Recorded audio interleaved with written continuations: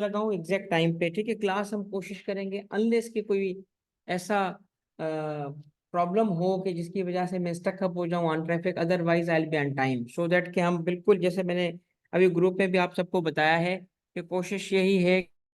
तो क्लास के अंदर ये प्रैक्टिस करा के 3 महीने में कोर्स में कोर्स इतना मैनेजेबल है कि हम कर सकते हैं, ठीक है।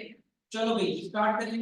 आज हम जो टॉपिक स्टार्ट करेंगे उस टॉपिक की एंड पे आके आज हमने थोड़ी प्रैक्टिस भी करनी है, कुछ एमसीक्यूज करेंगे और फिर इसके अलावा कुछ प्रैक्टिस करनी है, ठीक है। अच्छा ये सबसे पहले तो ये आज की हमारी क्लास है क्लास टू। फर्स्ट क्लास में हमने बेसिकली स्टडी किया था कि what is company.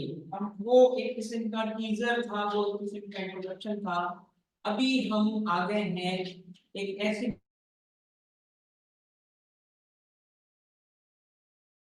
everything will be covered system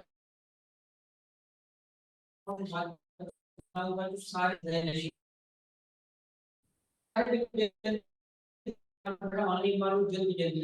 अब आपने पहली बात क्या करनी है जहन में कि क्योंकि देखो आपके लिए जो सवाल उसके अंदर, जैसे मैंने आपको में भी बताया था कि आज जी जल्दी जल्दी जल्दी मैं आजकल टाइम पे आ गया हूँ ना। अब हमें मैं टाइम कहूंगा लेट्स टेक इंटरेक्टिव होने वाली है। तो सबसे पहले चीज जो इम्पोर्टेंट तरीन चीज है वो समझना है कि लास्ट क्लास से हमने जो आगे गए और हमने आगे चल के जो चीज कवर करनी शुरू की है, तो वो लास्ट क्लास से कनेक्टिविटी करते हुए बात बताना चाहता हूँ कि हमने कहा कि ये लीगल सब्जेक्ट है। अब लीगल सब्जेक्ट के लिए जो स्किल्स चाहिए, जिस किस्म के सवाल बनते हैं, हमने बेसिक तैयारी करनी है टेबल से। तो आपका 15 मार्क्स के करीब जो 15 एमसीक्यू है वो तो पक्के हैं। अच्छा बताएं किस चैप्टर से पूछता है? सारा कहाँ से पूछता है? सारा बुक से। बुक अब ये हमें ना, मैं आपको बताऊं, फर्स्ट नॉलेज भी बाद में गेन करेंगे। पहला ऑब्जेक्टिव क्या होगा? To pass the paper. तो पास द पेपर सबसे इंपॉर्टेंट टेक्निक क्या होगी? हमें आईक्यूएट की बुक की हर चीज का डिटेल में पढ़ना। भाई आईक्यूएट की बुक की जो लॉ भी है ना, तो अब अगर मैं सपोज कर लो तुम्हारे सामने मटेरियल यूज करूंगा डिफरेंट से डायरेक्ट यूज करूंगा, जो मैं करूंगा मजबूरी है मेरी, डायरेक्ट में यूज करूंगा, मगर डायरेक्ट रिप्लेस नहीं करेगा इसको जहां से वो एमसीक्यू बनाता है। क्योंकि देखिए ना डायरेक्ट के अलावा एमसीक्यू उस पार्ट से भी बनते हैं जो, याद रखिएगा कि लॉ के बुक में दो part, the provision of the law और दो उसकी एनालिसिस। तो वो जो एनालिसिस पार्ट है उसमें तो एमसीक्यू है। तो मैं अगर सिर्फ डायरेक्ट सामने रखूंगा तो वो हो जाएगा जो आई का एनालिसिस पार्ट है उसे। इसलिए हमारा primary source primary only source नहीं होगा, प्राइमरी सोर्स होगा। तो आप आज जो स्टडी करोगे वो जो मेरी आईटेक की बुक उठाने भी नहीं दूंगा, क्योंकि सारी आईटेक की बुक ये स्लाइड्स, आप इन स्लाइड्स को कवर करो या इसको मेरी बुक को यूज करोगे, आपको आईटेक की बुक देख के समझ आ जाएगा कि आपको आ रही है। एवरी सिंगल पॉइंट उसी ऑर्डर में उसी लॉजिक से उठाएगा, ठीक है। और ये मैं क्यों कर रहा हूँ? ये मैं टेक्स्ट में कभी नहीं करता, क्योंकि टेक्स्ट डिफरेंट पेपर बनता है या डिफरेंट पेपर बनता है। आईटेक की बुक में टेक्स्ट में कभी यूज नहीं करता, क्योंकि वहां जो मुझे ऑब्जेक्टिव है ना पेपर तक पहुंचाना, वो मैं खुद बेहतर कर सकता हूँ। मगर इस पेपर में चूंकि थ्योरी है, इस पेपर में चूंकि यहाँ पे प्रोसीजर्स हैं, तो हमें आईकेट की बुक को वेटेज देना पड़ेगा, ठीक है। पहला पॉइंट क्लियर हो गया। पड़ गया है, किताब उठाने की जरूरत नहीं पड़ेगी, मैं कवर कर चुका हूँ आपके लिए। आ जाए, सबसे पहली चीज क्या है भाई, क्लास 2 में हम अब आगे बढ़ रहे हैं। ऑनलाइन पढ़ा चाहिए, एक दफा दोबारा कंफर्म कर दिया, आवाज स्क्रीन पे शक नहीं क्या आपके पास? तो एक दफा दोबारा कंफर्म करो तो हम स्टार्ट करते हैं। सबसे पहली चीज ये आपका चैप्टर 1 है और आज हम कवर करेंगे आईकेट की बुक का चैप्टर 1 और उसमें से हम कवर करेंगे सेगमेंट 1। तो मैं आपको हर एक क्लास का बुक से लिंकेज भी बताऊंगा, सो दैट कि अगर कोई वहां से भी पढ़ना चाहता है तो उसको पता हो कौन सा एरिया कवर है। तो ये चैप्टर 1 का ताल्लुक है कंपनी के इंट्रोडक्शन, टाइप और रजिस्ट्रेशन से। अब इसके अंदर कोई 5 इस चैप्टर के अंदर, और वो सेगमेंट्स कौन से हैं? वो सेगमेंट्स अगर आप मुझे एक सेकंड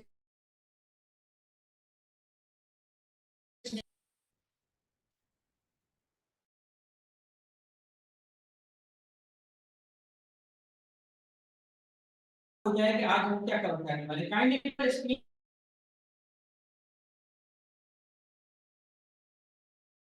देर से आए हैं, सुन लो भाई, मैं टाइम से आ रहा हूँ। Good news, good news for everyone.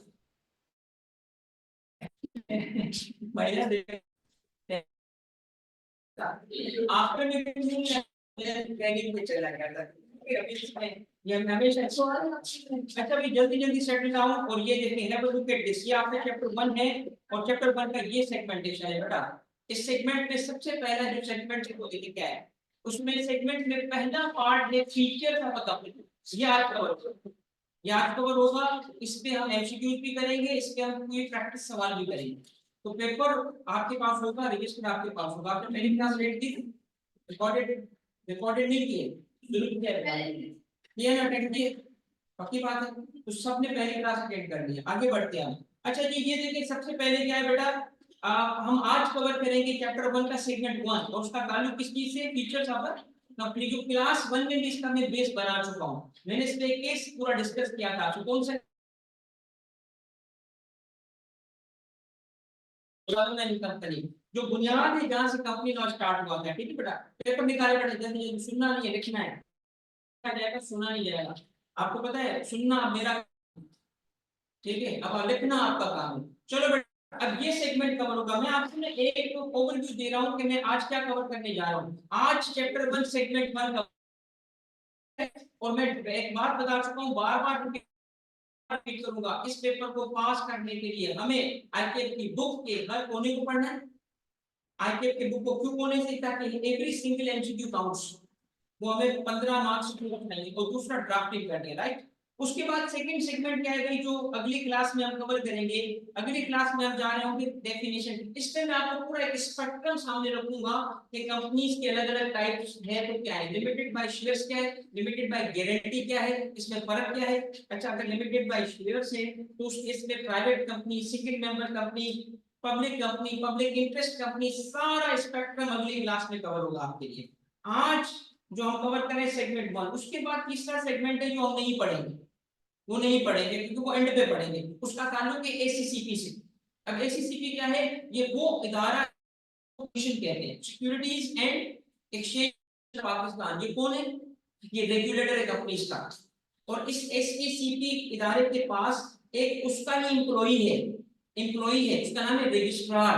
क्या नाम उसका, ये क्या करता है, रजिस्टर करता है। तो दो अथॉरिटीज का जिक्र आएगा हमारे कंपनी लॉ में, बार बार कमीशन बोलेगा और बार बार रजिस्ट्रार बोलेगा, तो उससे हमें वास्ता पड़ेगा। ये दफ्तरी बातें हैं, इसको शुरू में पढ़ने की जरूरत भी नहीं है, इसको एंड में आके पढ़ेंगे, किसी और वक्त पढ़ेंगे। तो ये वाला पार्ट शुरू में पढ़ना फजूल है, एक तो बोरिंग भी है। चलो मैं इंटरेस्टिंग कर भी दूं, कोई नहीं, ठीक है। अगर मेरी कल नीयत चेंज हुई तो पढ़ा भी दूंगा, कोई मसला नहीं है, टेंशन ना लो। मगर ये है कि इसके बाद जब हम आएंगे ना, तो फिर एक आता है जिसको कहते हैं एसोसिएशन नॉट फॉर प्रॉफिट। आपको पता है जो नॉन प्रॉफिट, जिसको हम एनपीओ कहते हैं, नॉन प्रॉफिट, तो कंपनी भी रजिस्टर कर सकते हो। इसका मतलब है कि अगर मैं नॉन प्रॉफिट कहते हैं किसको है, दो किस्म की ऑर्गेनाइजेशन होती हैं प्रॉफिट से रिलेटेड, एक फॉर प्रॉफिट, एक non profit. But non profit की दो किस्में होती हैं, एक को कहते हैं नॉन प्रॉफिट, एक को कहते हैं नॉट फॉर प्रॉफिट। जब हम कहते हैं ना नॉन प्रॉफिट, इसका मतलब ये नहीं कि प्रॉफिट कमाते नहीं है, प्रॉफिट कमाते हैं मगर वो डिस्ट्रीब्यूटेबल नहीं होता, तो उसको नॉन प्रॉफिट कहते हैं। मगर नॉट फॉर प्रॉफिट का मतलब क्या है कि इसमें प्रॉफिट होगा ही नहीं, प्रॉफिट होगा ही नहीं। तो इवन एक कंपनी बनाई जा सकती है, नॉन प्रॉफिट कंपनी बनाई जा सकती है, उसको हम कहते हैं सेक्शन 42 कंपनी, और उसका नाम क्या है, एसोसिएशन नॉट फॉर प्रॉफिट। इसको पढ़ा जाएगा एज अ सेपरेट टॉपिक, ठीक है। और आखिर में है वो, अब लॉ शुरू हो जाता है यहाँ से, ये भी लॉ है, ये भी सेक्शन है, बट ये रजिस्ट्रेशन का प्रोसेस स्टार्ट हो जाता है, जो मैंने पिछली क्लास में भी ये कवर किया था। दोनों को मैंने टच किया था क्लास 1 में, obligation to register company cover किया था, रिमेंबर। तो ये सारी चीजें अब ऑर्डर में कवर होंगी, और हर एक क्लास का फीचर क्या होगा, हम आईटीएफ की बुक का एक सेगमेंट कवर कर रहे होंगे और उस पे एमसीक्यू क्लास के एंड पे करेंगे। अगर by chance let suppose class के एंड पे अगर टाइम नहीं मिल सका, तो अगली क्लास स्टार्ट ही पिछली क्लास के एमसीक्यू से, सो दैट के हर एक चीज की कॉन्सेप्ट बिल्डिंग की जाए। कल मैंने ग्रुप पे एक एमसीक्यू भेजा, मुझे पता था सब बोल रहे थे, हाँ अभी तो रुके ना, और क्या क्या आता है तुम्हारे कॉन्सेप्ट मिल जाएंगे कि यार ये हमने क्या पढ़ा था।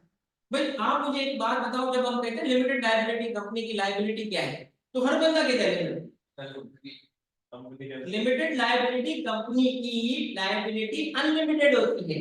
जब when we say ना limited liability company, we are talking about share holders की लायबिलिटी अनलिमिटेड होती है। शेयर होल्डर्स की जब लिखा जाता है आखिर में लिमिटेड, ये जो लिमिटेड लिखा है कंपनी के लिए नहीं लिखा। आपको पता है लिमिटेड अगर करेंगे लायबिलिटी कंपनी की तो नतीजा क्या निकलेगा कि क्रेडिटर्स तुम तो मुझे पैसे दो, मैं वापस नहीं करूंगा या वापस करूंगा आधा। लिमिटेड लिमिट के अंदर ये क्या बात है। तो कंपनीज की अपनी लायबिलिटी अनलिमिटेड होती है। क्या मतलब इसका, जितनी ऑब्लिगेशन उस पे होगी सारा का सारा उसको पे बैक करना पड़ेगा। पे बैक करना, लायबिलिटी तो ये है ना, लोन लेगी कंपनी तो कितना वापस करेगी, सारा 100%। तो उसकी लायबिलिटी क्या हुई, लिमिटेड का लिमिटेड अनलिमिटेड हो गई। मगर शेयर होल्डर की लायबिलिटी क्या है, किस एक्सटेंट तक, जितने शेयर्स उसने परचेज किए। अगर शेयर्स की वैल्यू पे कर चुका है तो फिर उसको तो अब लायबिलिटी नहीं है उसकी, दो लायबिलिटी, क्योंकि शेयर्स की पेमेंट कर चुका है। ज्यादा से ज्यादा क्या होगा, उसके लगाए हुए पैसे डूब जाएंगे। अब मैं स्टार्ट पे आपको मैं पहले रिव्यू दे दिया, अब मैं फर्स्ट सेगमेंट पे जा रहा हूं। मगर फर्स्ट सेगमेंट पे जाने से पहले एक बात आपको समझाना चाहता हूं, और वो बात क्या है कि कंपनी के इस लीगल स्ट्रक्चर ने जिसको सोलोमन एंड सोलोमन ने क्रिएट किया या लीगलाइज किया, उसका सबसे बड़ा फायदा पता है किसको हुआ, इकोनॉमिक ग्रोथ। अब आपने ये एंगल कभी भी नहीं सोचा होगा, कंपनी के सेपरेट लीगल एंटिटी होने और लिमिटेड लायबिलिटी, ये दो फीचर्स है अलग अलग। कि कंपनी क्या है, सेपरेट लीगल एंटिटी, ये अलग चीज है, और लायबिलिटी शेयर होल्डर की क्या है, लिमिटेड, ये अलग फीचर्स है। इन दो फीचर्स की वजह से आपको पता है कि सबसे बड़ा फायदा क्या हुआ, इकोनॉमिक ग्रोथ, इंडस्ट्रियलाइजेशन हुई इसकी वजह से। अब आप एक सवाल आपसे लिखवाऊंगा, आज नहीं लिखवाऊंगा मतलब लिखवाऊंगा एक सवाल, पता है कौन सा, मैं कहूंगा बताओ कंपनी के स्ट्रक्चर ने कैसे कैसे इकोनॉमिक ग्रोथ में रोल प्ले किया है। बताओ कैसे रोल प्ले किया है, पता है कैसे रोल प्ले किया है। कंपनी के स्ट्रक्चर ने और सेपरेट लीगल एंटिटी ने, लिमिटेड लायबिलिटी के कॉन्सेप्ट ने ये किया कि लोगों को वेंचर और रिस्क लेने के लिए एक ऐसा प्लेटफॉर्म प्रोवाइड किया कि लोगों ने कहा ऐसे बिजनेस में भी हाथ डालेंगे जो जिसके चांस फेल होने के। कैसे, क्योंकि लोगों ने कहा अगर हमारा गया तो उतना पैसा जाएगा जितना हमने लगाया है, इसका मतलब है रिस्क लेने के लिए तैयार हो। सपोज मैंने 50,000 के शेयर्स लिए हैं, वो डूब जाएंगे। मगर ऐसा तो नहीं है ना कि कंपनी 50,000 के मेरे शेयर्स तो हैं, मगर उस कंपनी ने 2 करोड़ रुपए का लोन लिया हुआ है। अब जिस कंपनी ने उसको लोन दिया यानी बैंक ने, उसने अपना रिस्क लिया, वो जाने और उसका रिस्क जाने। मगर मेरे लिए रिस्क क्या है, सिर्फ 50,000 का था। क्योंकि अगर सपोज करो कि मेरी लायबिलिटी अनलिमिटेड होती तो मैं जिम्मेदार बन जाता था उस 2 करोड़ रुपए की वापसी के लिए भी। क्योंकि कंपनी ने अगर 2 करोड़ रुपए लिए हैं और मेरी लायबिलिटी लिमिटेड ना होती तो फिर क्या होगा, मेरा घर बार भी डूब जाता। एवरी शेयर होल्डर, अब ये टाइप और स्पेक्ट्रम डिस्कस होगा। शेयर होल्डर है, अब एक इसमें एक कॉन्सेप्ट आगे चल के डिस्कस होगा, उसको कहते हैं लिफ्टिंग द वेल, पर्दा उठाना, लिफ्टिंग द वेल। अब देखिए अगर वो डायरेक्टर के अपने अमल की वजह से उसने फ्रॉड किया है, उसने अमल की वजह से, इसमें हम एक ली का केस है अमेरिकन को स्टडी करेंगे, जिसमें क्या हुआ था, क्योंकि सवाल आया है और अभी इंट्रोडक्टरी बातें इसलिए मैं कुछ चीजें टॉपिक से हटके कर रहा हूँ, जनरल बात कर रहा हूँ, फिर भी मैं टॉपिक पे आऊंगा, मुझे आज की क्लास में कवर करनी है। मगर जो आपने कहा ना कि भाई अगर एक डायरेक्टर है और उसकी लायबिलिटी क्या होगी, भाई शेयर होल्डर है ना, वो भी डायरेक्टर साहब जो भी कंपनी को चलाते हैं उनके वो मेंबर होने चाहिए, सिवाय कुछ एक्सेप्शन से, मगर वो मेंबर होते हैं, शेयर होल्डर भी होते हैं, तो उसकी लायबिलिटी यस अनलिमिटेड, मगर to the extent of shares. एक बात और सुने, मगर अगर सपोज करें कि किसी ने कंपनी का मीडियम इस्तेमाल किया और कंपनी का मीडियम इस्तेमाल किया ही फ्रॉड करने के लिए था, उस केस में अब मिसाल ले लें, एक पायलट था किसी एयरलाइन में, उसने रिजाइन किया, रिजाइन करके एक एग्रीमेंट उसका था कि अगर कभी मैं जॉब छोड़ूंगा तो मैं एयरलाइन का काम नहीं करूंगा। उठ के उसने क्या किया, एक कंपनी खोल ली, एक कंपनी खोली, और कंपनी का नाम क्या था, वो एयरलाइन का बिजनेस। तो पिछली एम्प्लॉयर ने इस पे केस फाइल कर दिया कि इसकी तो एग्रीमेंट थी मेरे साथ, इसका तो एग्रीमेंट था कि ये एयरलाइन बिजनेस में नहीं आएगा। ये कोर्ट में गया, इसने डिफेंस क्या दिया, इसने कहा मैं आज भी अपनी एग्रीमेंट पे क्या कर रहा हूँ, ऑनर कर रहा हूँ, मैंने अभी भी वायलेशन नहीं की, ये मैं थोड़ी कंपीट कर रहा हूँ, ये तो कंपनी है। ये तो कंपनी सेपरेट लीगल एंटिटी है, मैं तो अभी भी वहीं पे हूँ, एक सोल प्रोप्राइटर। तो यहाँ आके कोर्ट्स ने कहा था कि सेपरेट लीगल एंटिटी का मतलब ये भी नहीं है कि आप धोखा करो। तो फिर इस जगह पे सेपरेट लीगल एंटिटी का कॉन्सेप्ट खत्म किया जाता है, उसको नहीं माना जाता, कहा जाता है नहीं तुम जिम्मेदार हो। अब ये एक टर्म आगे चल के यूज करूंगा दो, अभी नहीं, ट्रांसपेरेंट एंटिटी और ओपेक एंटिटी। ट्रांसपेरेंट एंटिटी का मतलब पीछे खड़ा ही नजर आ रहा है, उसका गला पकड़ेंगे, इधर आ तू जिम्मेदार है। तो इसका मतलब डायरेक्टर की वैसे लायबिलिटी है वही शेयर होल्डर वाली, मगर अगर उसने उस कंपनी के मीडियम को यूज किया है एक किसी इलीगल काम करने के लिए और उसके एक्शन से हुआ, तो फिर वो जिम्मेदारी जाती।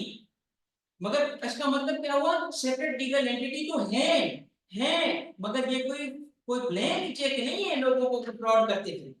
तो इसको दूसरा कॉन्सेप्ट क्या कह रहा है, लिफ्टिंग द वेल, पर्दा उठाना। लिफ्टिंग द वेल का मतलब है अब ये बंदा है, उसके सामने उसने कहा कंपनी ने किया है, हम क्या कहते हैं नहीं कंपनी को हटाओ, हटाओ तो तूने किया है, तो जिम्मेदारी उस पर खुद आ जाती है। ठीक है, चलो भाई अब थोड़ा स्ट्रक्चर्ड वे में जाएंगे हम। तो लेट्स स्टार्ट हमारा क्लास 2, और क्लास 2 के अंदर जो हमने आज कवर करना है, क्लास 1 देखना बहुत जरूरी है, बहुत जरूरी है। उसका लास्ट जो मैंने इंट्रोड्यूस किया है ना कंपनी को जिसके लिए, तो आपको उसका अंदाजा हो जाएगा। चलिए भाई सबसे पहले तो सेगमेंट 1 जो हम स्टडी कर रहे हैं बेटा, मुखास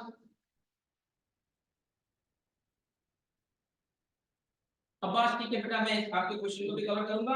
अच्छा भाई सबसे पहले तो आपने क्या कवर करना है, ये देखिए भाई सबसे पहले आपने कवर करना है सेगमेंट 1, और सेगमेंट 1 आपका क्या है, सेगमेंट 1 है आपका ये। चलो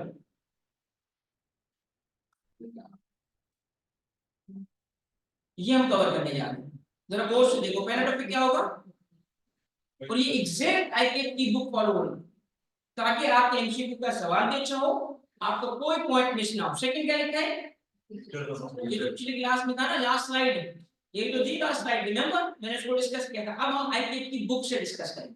अब देखेंगे कि आपका एग्जामिनर आपसे क्या एक्सपेक्ट कर रहा है, किस किस्म की चीजें वो क्या चाहता है, तो कोई पॉइंट मिस नहीं होगा आईकेएफ की बुक का, क्योंकि हम हर एक चीज को कवर करेंगे। फिर क्या कवर होगा, ट्रांसफर ऑफ ओनरशिप हो, ये क्या है तकरीबन पहले क्लास में सारी वही बातें हैं। फिर क्या है कॉन्सेप्ट ऑफ, वही जो हम डिस्कस कर रहे थे। फिर क्या है लॉ एंड, ये देखेंगे कि कौन सा लॉ है, कौन सी चीजें गवर्नेंस कैसी होती है कंपनी की। फिर हम कुछ एमसीक्यू करेंगे और कुछ हम प्रैक्टिस क्वेश्चंस करेंगे राइटिंग के। सबसे पहला पॉइंट जो आपकी बुक में भी है वो ये सबसे इंपॉर्टेंट चीज है क्या।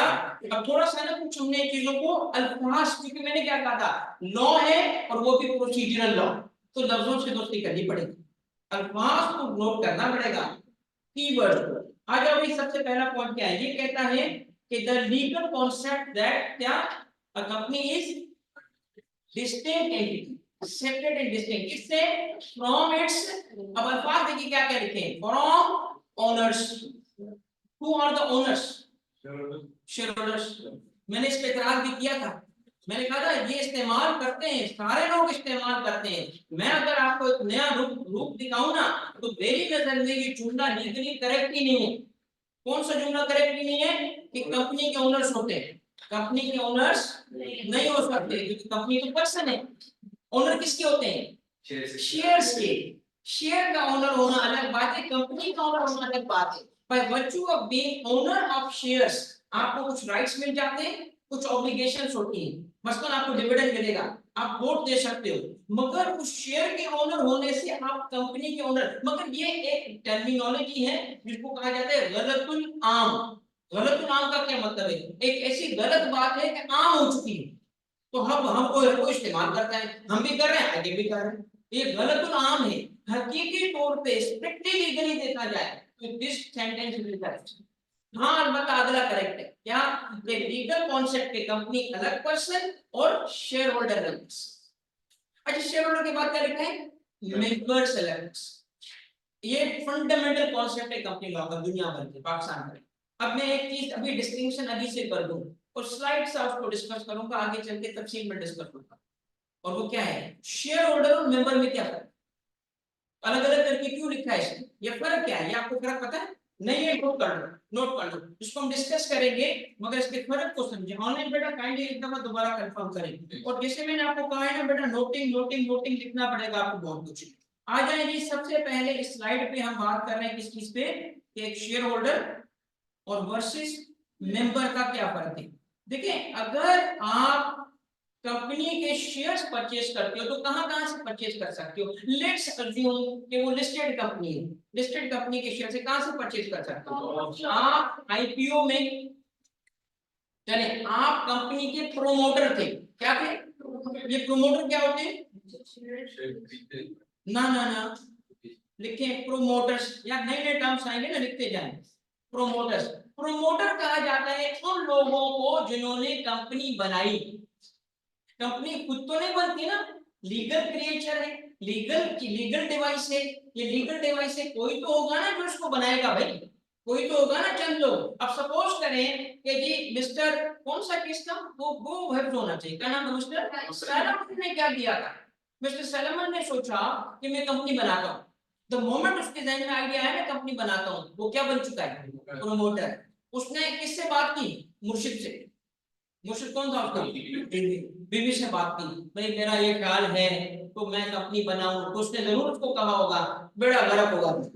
बीवियां तो ऐसे ही बोलती है ना। तो फिर उसके एक बेटी 4 बच्चे, याद है ना वो केस?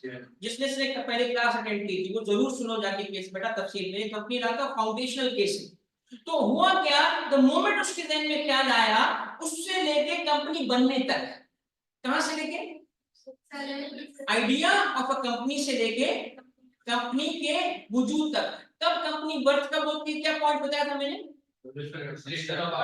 देन क्या होता है? आर्टिकल नहीं, मेमोरेंडम।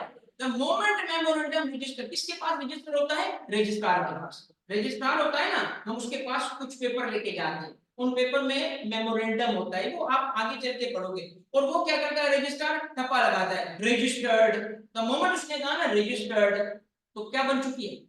ये वो पॉइंट है जब कंपनी बनती है, दिस इज द पॉइंट। तो उस वक्त तक वो सारे क्या बन जाते हैं? प्रोमोटर्स। और मजे की बात बताऊं, प्रोमोटर्स का शेयर होल्डर या मेंबर होना जरूरी नहीं है।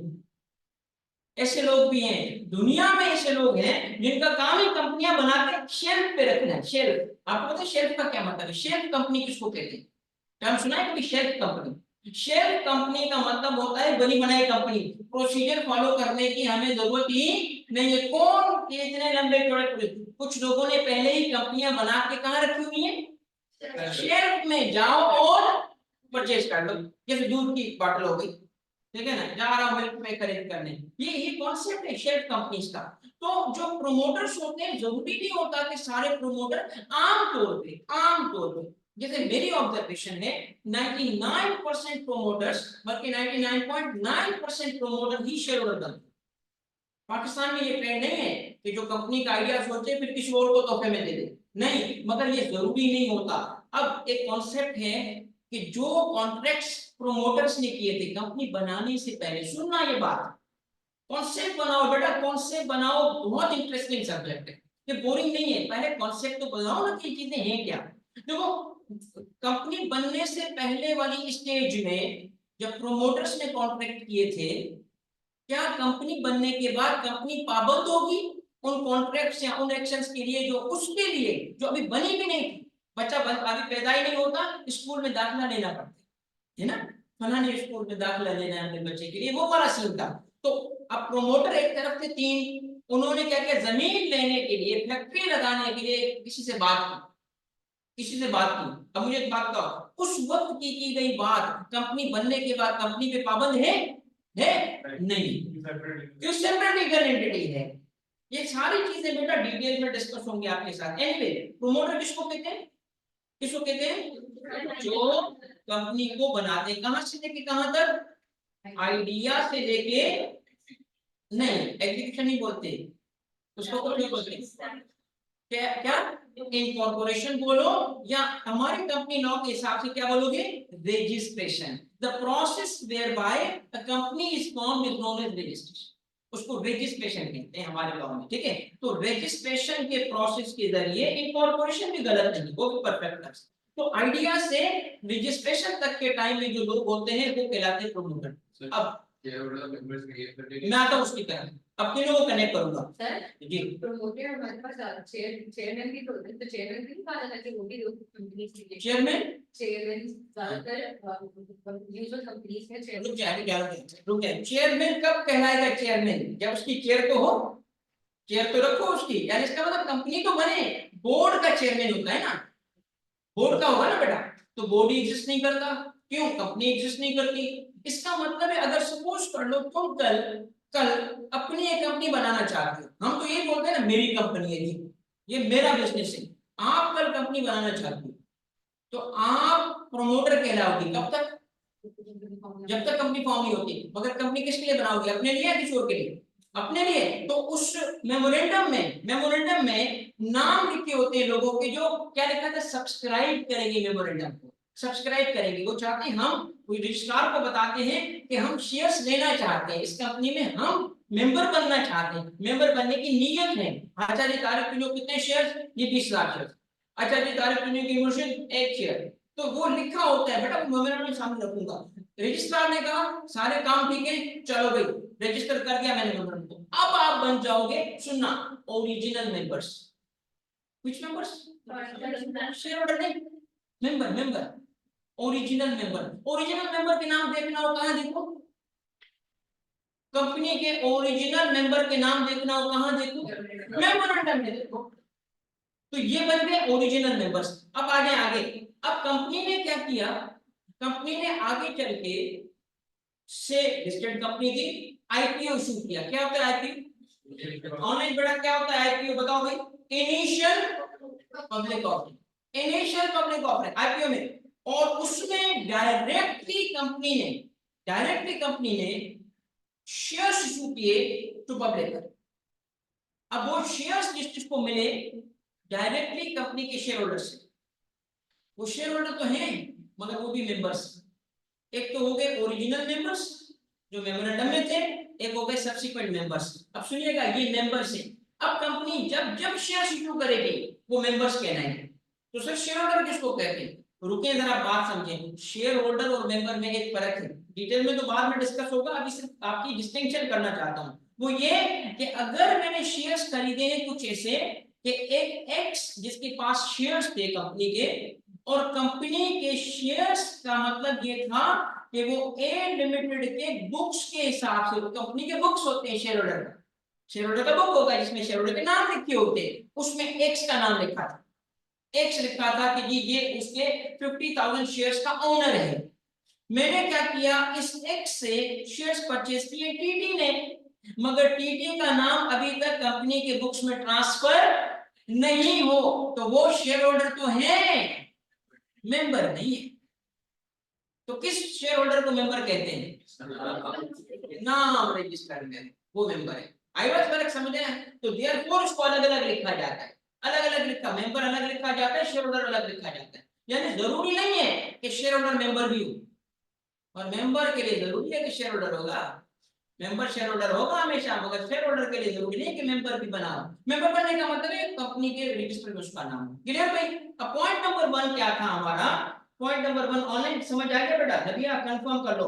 और वो ये है कि सेपरेट लीगल एंटिटी का मतलब क्या है कि एक तरफ कंपनी और दूसरी तरफ उसके ये 3 ओनर्स, शेयर होल्डर्स और मेंबर्स होंगे। तो कंपनी अलग पर्सन और ये अलग पर्सन, इस कॉन्सेप्ट को क्या कहा गया, फंडामेंटल कॉन्सेप्ट ऑफ कंपनी, जो one of the core concept होता है ना जिससे कंपनी लॉ बना है, वो ये। वरना कंपनी का कॉन्सेप्ट और पार्टनरशिप का कॉन्सेप्ट को क्या फर्क होता है, ये भी तो एसोसिएशन है, एक ही चीज होती। तो किस चीज ने कंपनी को अलग कर दिया, किस चीज ने उसको एक, जिसको कहते हैं ना कि उसको जिंदगी दे दी, नई जिंदगी दी, अलग कर दिया उसको, तो ये कॉन्सेप्ट था। ठीक है, और इसको क्या कहा जाता है, इस कॉन्सेप्ट को रेफर करते हैं हम नॉर्मली कैसे, इधर सेपरेट लीगल पर्सनैलिटी, या इसको आमतौर पे हम ये भी कहते हैं, क्या कहते हैं, कॉर्पोरेट पर्सनैलिटी भी इसको कहते हैं। इस कॉन्सेप्ट को अगर हम कहें ना when we talk about corporate personality, तो इसका मतलब है हम किस चीज के बारे में बात कर रहे हैं। ये स्लाइड्स मिल जाएंगे आपको, ठीक है, नोटिंग जरूर करोगे बट स्लाइड आपको मिल होगा। किसमें, ओनर का कॉन्सेप्ट जनरल कॉन्सेप्ट है, ओनर का concept general concept, it's not a legal term, is not a legal term, ये जनरल वे में यूज किया गया है। इसका मतलब अगर आप ओनर की बात करेंगे तो ये शेयर होल्डर और मेंबर ही ओनर होंगे, इन्हीं को ओनर कहा जाएगा। मगर ओनर का लफ्ज बड़ा मुहतात होकर इस्तेमाल करना चाहिए, मेरा ऑप्शनों में यूज ही ना करना, नहीं है, नहीं है, नहीं है, कहीं नहीं है, ये जनरल अंग्रेजी है, ठीक है, जो हम आम जबान में इस्तेमाल करते हैं, ये कंपनी का ओनर उस सेंस में इस्तेमाल किया गया है, ठीक है। चलो भाई आगे। अच्छा ये फॉर्म्स कितने हैं, बिजनेस के फॉर्म्स कितने हैं? वैसे तो बहुत सारे हैं, लेट मी टेल यू, इसमें सोसाइटीज भी आ जाती हैं, इसमें बहुत सारे, कभी किसी वक्त मुझे जरूरत पड़ी तो मैं आपको अदर देन कंपनी लॉ से हटके भी बताऊंगा कि किस तरीके के अलग अलग फॉर्म्स बनते हैं, हर किसी की क्या एडवांटेज है क्या डिसएडवांटेज है, ताकि आपकी नॉलेज में सब। मगर हमारे कोर्स पर्पस के लिए अगर हम आए तो हमें सिर्फ जो देखने हैं उसमें अगर हम आ जाएं तो ये हमारे सामने जो है वो 3 फॉर्म्स हैं जो आपकी बुक में मौजूद है। आपकी बुक के हिसाब से हम जाएंगे और इन 3 फॉर्म्स को ही हम सिर्फ डिस्कस करेंगे। पहला फॉर्म क्या है बेटा, और इसकी फर्क भी डिस्टिंक्शन भी करें कि इसमें क्यों ये अलग अलग रखे गए। सबसे पहला आपका सबको पता है और ये थोड़े डिटेल में डिस्कस होगा, क्या है ये, सोल ट्रेडर। ओके, दूसरा क्या है, इन दोनों को क्या हासिल नहीं है, ये सेपरेट लीगल एंटिटी नहीं है, इनको सेपरेट पर्सनैलिटी नहीं है। इसका मतलब क्या है, सपोज करें कि एक तरफ बिजनेस और एक तरफ बंदा, ठीक है, बंदे का नाम है बाबू, ठीक है, बाबू चाय वाला। तो बाबू ने ना चाय की जबरदस्त दुकान लगाई, बाबू ने कहा यार चाय तो चल पड़ी भाई, अब इसको कंपनी में कन्वर्ट कर, ठीक है। तो बाबू जो है वो अगर अपने नाम के साथ लिखी बाबू एंड कंपनी तो कंपनी बन जाएगा या रजिस्ट्रेशन करानी पड़ेगी, उनका नाम लगाने से कंपनी बन गई, ऐसे थोड़ी होगा। तो अब उसने कहा ना ना यार भाई छोड़ दो यार, ये तो लंबे प्रोसेस में डाल रहे हैं। उसने क्या किया, एज अ सोल ट्रेडर ही बिजनेस करता है, मगर उसने नाम को फैंसी करने के लिए नाम को बाबू एंड कंपनी लगा दी, कोई रुकावट थोड़ी है उसके पास, ठीक है। तो एक बिजनेस का नाम आ गया बाबू एंड कंपनी, मगर ये listed registered incorporated formed company नहीं है, सेपरेट लीगल एंटिटी नहीं है, ये क्या है, सोल ट्रेडर है। और दूसरी तरफ जो था इसका नाम क्या था, अब बाबू एंड कंपनी जो थी, जो ओनर है इसका सोल प्रोप्राइटर का, उसका नाम था सलमान। आप कहोगे सर ये कैसे हुआ, अरे यार बाबू वैसे ही बाबू है, उसका दूसरा नाम था। अब उसका रियल नाम क्या है, एनआईसी के मुताबिक उसके बिजनेस का नाम क्या है। अब हुआ क्या, एक कॉन्ट्रैक्ट किया बाबू एंड कंपनी ने बैंक के साथ, और उसने कहा कि जी थोड़ी सी चाय की दुकान चल पड़ी है तो दूसरी ब्रांच भी खोलता हूं। इसने बैंक से 5 लाख रुपए का लोन लिया, किसने, बिजनेस ने, बाबू एंड कंपनी ने। तो जब एनटीएन बना एक्स पर्पस के लिए, बैंक अकाउंट बना और ये सारी चीजें बनी, अवकाश क्या लिखा आपने, legal personality, doctor of corporate personality is another term, yes बिल्कुल। अब सुनिएगा हुआ क्या, बाबू एंड कंपनी ने, तो जब बैंक अकाउंट खोला, बैंक के डॉक्यूमेंट साइन हुए, तो एक तरफ बैंक दूसरी तरफ बाबू एंड कंपनी था, बिजनेस नेम तो बाबू एंड कंपनी होगा ना। हुआ क्या, बिजनेस बंद हो गया। अब बैंक क्या करेगा, यार बिजनेस खत्म, छोड़ दो, गरीब था माफ कर दो, या कहेगा लोग सलमान तेरे पीछे आ गए, क्यों उसके पीछे आते हैं, यार बिजनेस से तुमने डील किया ना, मैं तो बाबू थोड़ी हूँ, अब तो मैं सलमान हूँ, सेपरेट एंटिटी थोड़ी हो तुम, you are one and the same thing. आप और बिजनेस अलग अलग पर्सन वाइज एक ही हो, तुम में और बाबू में फर्क नहीं है, तुम ही हो बाबू। इसका मतलब क्या है कि बिजनेस को सेपरेट लीगल एंटिटी नहीं समझा जाता। इस बिजनेस को जब सोल ट्रेडर हो या और कंपनी में, यही तो था ना, मैंने क्या कहा, यही तो वो फीचर था जिसने कंपनी को अलग कर दिया सबसे, और यही तो वो फीचर था, साथ में लिमिटेड लायबिलिटी में डालो जिसने तरक्की की, क्योंकि लोगों ने रिस्क लेना शुरू किए, जब रिस्क टेकिंग हुई तो फिर तरक्की हुई ना। क्लियर हो गई बात। सेपरेट लीगल पर्सनैलिटी सिर्फ कंपनी को नहीं होती, सुनना, सिर्फ कंपनी ही नहीं है जिसको सेपरेट लीगल पर्सनैलिटी है। हमने पिछले क्लास में, पहली क्लास में पढ़ा था कि सेपरेट लीगल एंटिटी को क्या कहते हैं, नाम क्या लिखा था, बॉडी कॉर्पोरेट। बॉडी कॉर्पोरेट सिर्फ कंपनी नहीं होती, फॉरेन कंपनी भी होती है और कुछ और एंटिटीज भी होती हैं। तो सिर्फ और सिर्फ कंपनी ही सेपरेट लीगल एंटिटी है, ये बात भी दुरुस्त नहीं है। कंपनी के अलावा कुछ और एंटिटीज भी हैं जिसको सेपरेट लीगल एंटिटी माना गया है, मगर हम चूंकि कंपनी लॉ पढ़ रहे हैं तो बार बार हम कंपनी के लिए लफ्ज इस्तेमाल करते हैं। चलो भाई अब आगे जाओ। अब देखिए सबसे पहले आ गया सोल ट्रेडर। अब आपका आईकिट क्या बोल रहा है, इस टेक्स्ट में क्या बोल रहा है, ये पॉइंट्स कवर कर रहे हैं आपने, जितने पॉइंट्स हमने कवर करवा रहा हूँ सारी आईकिट की बुक के, और हैरान हो जाओगे, क्लास अटेंड करोगे बुक भी नहीं पढ़नी पड़ेगी, सारे एमसीक्यू भी हो चुके होंगे, सारी प्रैक्टिस भी हो चुकी होगी, अगर ये क्लास अटेंड करते हो आप, बुक पढ़ने की जरूरत ही नहीं है, क्योंकि every single point is covered. और जहां जहां मुझे बेरेक्ट की जरूरत पड़ी है मैंने बेरेक्ट यूज किया। मुझे जहां लगा है ना इन्होंने मजे का नहीं लिखा तो वो तो मैं आपके सामने ना होगा, बट मैंने बेरेक्ट कंपनी एक्ट को भी यूज किया। कहीं कहीं पे मैंने स्लाइड्स में कंपनी एक्ट को रियल सेक्शन भी डाले ताकि आपको अंदाजा हो कि लीगल सब्जेक्ट पढ़ना। चलो पहला पॉइंट क्या है भाई, सोल ट्रेडर इज क्या, एन इंडिविजुअल हु क्या कर रहा है, ओन भी कर रहा है और ऑपरेटर का खुद ही बिजनेस चलाता है, खुद ही चलाता है। जो आमतौर पे दुकानदार होता है वो क्या होता है, ओनर होता है, उस दुकान का ओनर होता है कि नहीं होता, होता है। नॉर्मली वही ओन कर रहा है, वही चला रहा है। तो इसमें ओनरशिप और मैनेजमेंट एक जगह पे। अब आपको जब सवाल पूछना है ना कि अब जरा जब लिखता है डिस्कस, जब लिखता है एनालाइज, सुनो यही पॉइंट पे मैं आपको एक बड़ी जबरदस्त बात सिखा देता हूं। हमारा मसला क्या है, हम कहते हैं कि जो ए से बी की तरफ जाऊं, फिर बी से सी की तरफ जाऊं, फिर सी से डी की तरफ जाऊं। आप मुझे पहले सिखाओ मूवमेंट कैसे होगी और फिर मैं चल के दिखाऊंगा। आई के कहता है नहीं, ए से डी की तरफ जाके दिखाओ। हम कहते हैं देखो कितना बी बी पे गालियां दे रहे होते हैं। मैं देखिए इतना मुश्किल सवाल, अरे यार तुम जब ए से बी, बी से सी, सी से डी जा सकते हो तो ए से डी भी तो जा सकते हो ना, अक्ल तो यूज करो। अब देखिए यहाँ पे ये सारा मटेरियल मौजूद है, सारा मटेरियल मौजूद है आपकी बुक में, मगर सवाल को थोड़ा वो एंगल दे देता है ना। अब अंडरस्टैंडिंग तो थी नहीं, क्या समझ सकते, फिर कहते सवाल कोर्स से बाहर, फिर कहते सिलेबस से बाहर। अब सुने, इसी पहले पॉइंट को अगर मैं बताऊं क्या, सोल ट्रेडर क्या लिखा है, इज एन इंडिविजुअल, ओके, क्या लिखा है, हु ओन्स एंड ऑपरेट्स। इसी में कंपनी के लिए भी एक बात बता गया, इसमें कंपनी के लिए क्या बात बताई, वो तो सोल ट्रेडर की थी, नहीं नहीं, इसमें कंपनी के लिए भी एक बात बता गया है। बताओ कौन सी, कौन सी बता गया है, ये फीचर क्यों अलग अलग करके लिखा है, इसलिए कि ये फीचर सोल ट्रेडर में तो है मगर कंपनी में नहीं है। तो जब वो कहे ना आपको, जब आप कहे ना कि तीनों तीनों फॉर्म्स को कंपेयर करो और बताओ कंपनी में क्या एडवांटेजेस क्या डिसएडवांटेजेस हैं, तुम कहोगे सर कोर्स से बाहर सवाल था। भाई कोर्स से बाहर नहीं था, कोर्स में लिखा था, अकल सिर्फ नहीं किया मैंने कि पढ़ के आप देखें आपके सामने पूरा का पूरा सेगमेंट कवर होगा। एक टाइटल तुमने ढूंढना है, किसी भी स्लाइड में तुम्हें नजर आए तो मुझे बताना, हाँ सर ये स्लाइड में टाइटल आ गया था आपका, क्योंकि आज की बुक कवर हो रही है पूरी की पूरी, आपका बेरेक्ट कवर हो रहा है इन स्लाइड्स के थ्रू।